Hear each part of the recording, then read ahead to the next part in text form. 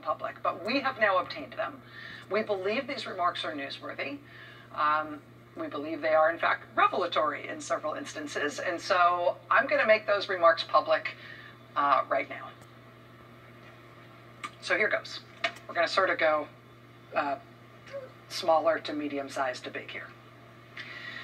The first thing to know about the way Congressman Devin Nunes talks behind closed doors when he thinks there will be no press coverage of what he says is that for all of his very public, very fulsome expressions of fealty and support for President Trump, turns out when he's speaking behind closed doors, he's willing to say that he's actually a little embarrassed by President Trump, that the president's statements sometimes make him cringe.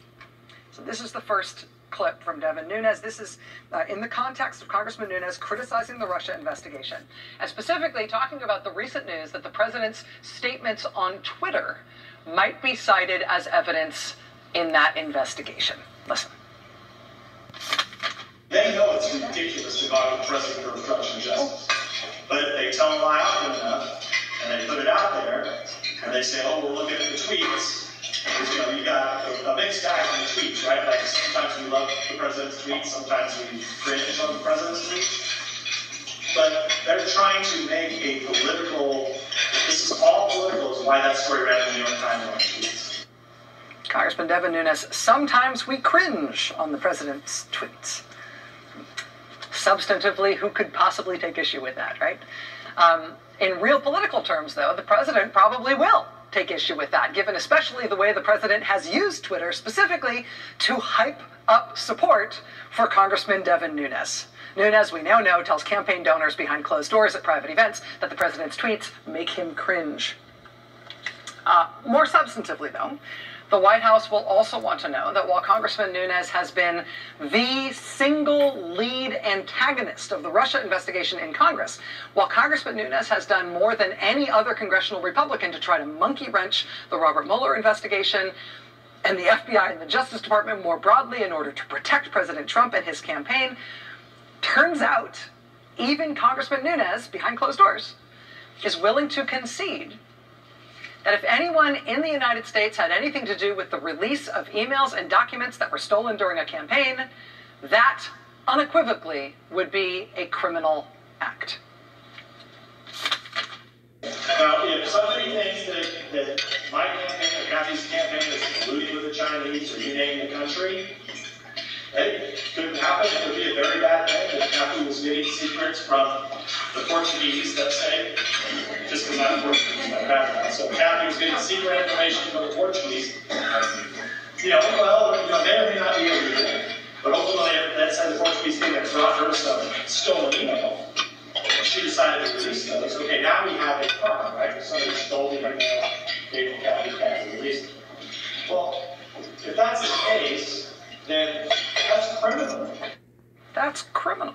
Now, just in case it's not clear here, the reference to the Portuguese here, you hear a little chuckle there? It's not because Congressman Nunes is saying that Portugal did anything wrong, right? The congressman himself is of Portuguese descent. He's explaining here that he's using Portugal as a hypothetical example of a country interfering in our elections. That's why you get the Portugal and Portuguese references here. But just can we just play the last, re-rack and just play the last part of that again? Ultimately, that said the Portuguese thing that brought her some stolen email. She decided to release those. Okay, now we have a crime, right? If somebody stole the email, gave it to Kathy released it.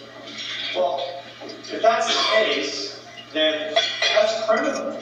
If that's the case, then that's criminal. Again, substantively, it is hard to argue with the idea that it is bluntly criminal for anybody to have been involved in the dissemination of stolen emails as part of a political campaign. Substantively, we agree, right? But with federal prosecutors now claiming in a federal indictment that WikiLeaks and DC Leaks and Guccifer 2.0 were the means by which stolen emails were actually disseminated during the presidential election, and with lots of still accruing evidence that people associated with the Trump campaign and the president's family and the president himself helped in that dissemination during the campaign, It cannot help that the lead opponent of the Russia investigation prides when he thinks nobody's recording him, that sort of activity, if proven, that would definitely be criminal. Now we have a problem, right? Because if somebody stole the emails, gave them to Kathy, Kathy released them, well, if that's the case, then that's criminal. How does that line up with the Trump campaign and what they did with WikiLeaks and Guccifer 2.0 and DC Leaks? All right, there's two other statements from Devin Nunes at this closed-door event that are going to make a little bit of news here. This next one includes a little audio cameo from the member of Congress whose fundraiser Devin Nunes was speaking at. Again, Cathy McMorris Rodgers is the number 4 Republican in House leadership. She's from Washington State. This fundraiser from which we obtained this audio is from Spokane, Washington. And the fundraiser was held on behalf of Cathy McMorris Rodgers' re-election campaign. This fundraiser, as I said, was last Monday. The primary for which she was getting Devin Nunes' help to raise money is actually a primary that was held last night. You should know for context that primary went very badly for Cathy McMorris Rodgers. Look how close it was. This is a jungle primary, so the top 2 finishers will go to a runoff in the general election in November. But when you are a longtime incumbent in a Republican district and you're in the number 4 leadership position in all of Congress, you're not supposed to only squeak into your own primary runoff with less than a single percentage point lead over your Democratic challenger. Given those results last night, Republican Cathy McMorris Rodgers now looks like she is in real danger of losing her seat this fall. Well, now, when her constituents decide whether or not they're going to return her to Washington, they will also have this to chew on, in addition to everything else they already know about their longtime member of Congress. Here, for the first time ever, is Congressman Devin Nunes. The tape that you'll hear here is Congressman Nunes responding to a question from the audience at this fundraiser. The question is about the Justice Department official who oversees the Robert Mueller investigation, Deputy Attorney General Rod Rosenstein. You might recall, right before they left for their summer recess a couple of weeks ago, a few hardline/fringe pro-Trump Republican members of Congress actually introduced impeachment proceedings against Deputy Attorney General Rod Rosenstein. That was greeted with sort of slack-jawed stares by most of mainstream, most of the mainstream Beltway press and most mainstream political figures. The Republican leadership in the House, led by House Speaker Paul Ryan, quickly made clear, once those articles of impeachment were introduced, that really the impeachment of Rod Rosenstein was a fringe interest. It was not actually a Republican congressional priority. Yeah, there might be these few fringe members who are pursuing it, but that's not something that's going anywhere. Paul Ryan basically immediately made clear after those articles of impeachment were introduced that the Republican leadership was not on board with that kind of a crazy stunt. Well, now we know that at a closed-door private fundraiser last week, Congresswoman Cathy McMorris Rodgers, who's part of the leadership, she's a member of the top leadership of the House, you will hear Cathy McMorris Rodgers here chiming in and appearing to agree with Devin Nunes, as Nunes explains to a closed-door group of Republican donors that actually there is a live House Republican plan to impeach Rod Rosenstein.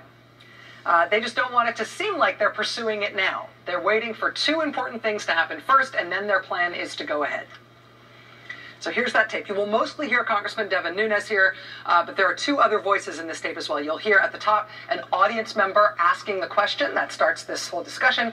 And then at one point in the middle of Devin Nunes' response, you will hear a woman's voice interjecting. That is the chair of the House Republican Conference, the number 4 Republican in House leadership, newly embattled Republican Congresswoman Cathy McMorris Rodgers. But also, on things that came up in the House on the Rosenstein impeachment thing, and it appears from outsiders that the Republicans were not. Yeah, well, so it's a bit complicated, right? And I say that because you have to, so we only have so many months done, right? So if we actually vote to impeach, okay, what that does, that triggers the Senate then has to take it up. Well, and you have to decide what you want right now because the Senate only has so much time. Do you want them to drop everything and not confirm the Supreme Court justice, the new Supreme Court justice? So that's part of why, I don't think you're not getting from, like I've said publicly, Rosenstein deserves to be impeached. I mean, so I don't think you're going to get any argument from most of our colleagues. The question is the timing of it right before the election. That's the Senate, so the Senate has to start. The Senate would have to start, the Senate would have to drop everything they're doing and start with impeachment of Rosenstein. And then you take the risk of not getting Kavanaugh convicted.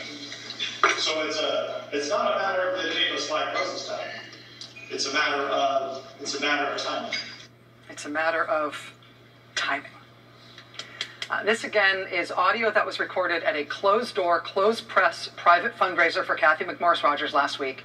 McMorris Rodgers facing an unexpectedly difficult fight to try to hold onto her seat in Congress. She only won this primary last night for her seat by less than 1% of the vote.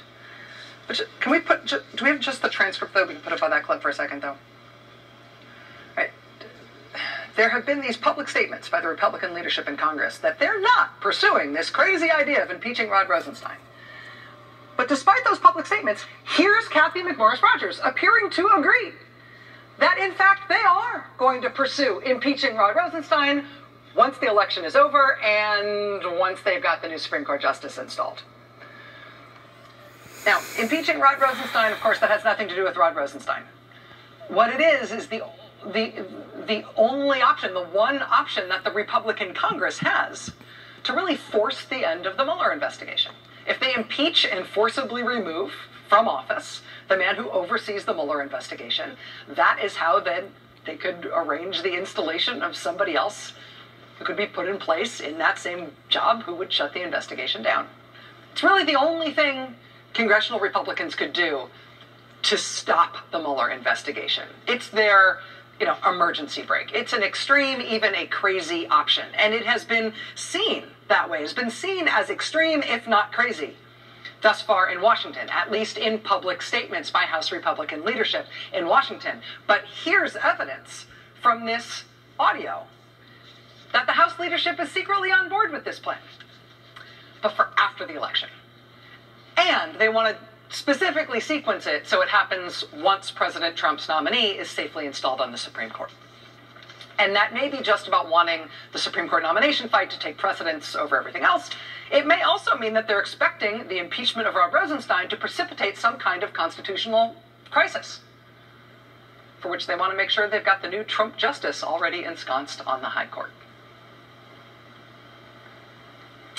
All right, here's one last one.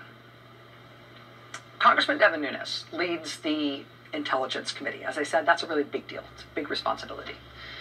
Cathy McMorris Rodgers helps lead the whole Republican caucus in Congress.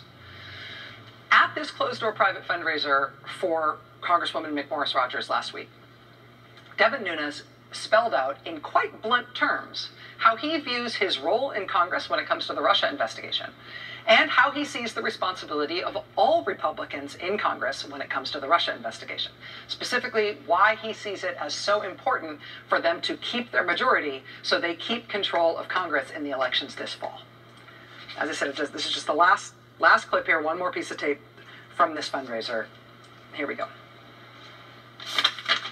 So therein lies, so it's like your classic catch-22 situation where, we're at this what puts us in such a tough spot. If Sessions won't unrecuse and Mueller won't clear the president, we're the only one, which is really the danger. That's why thank you for saying it, by the way. We have to keep all these seats. We have to keep the majority. If we do not keep the majority, all of this goes away. That's the danger. Can we just put up the transcript of that again? Thank you. If Sessions won't unrecuse and Mueller won't clear the president, we're the only ones. If we do not keep the majority, all of this goes away.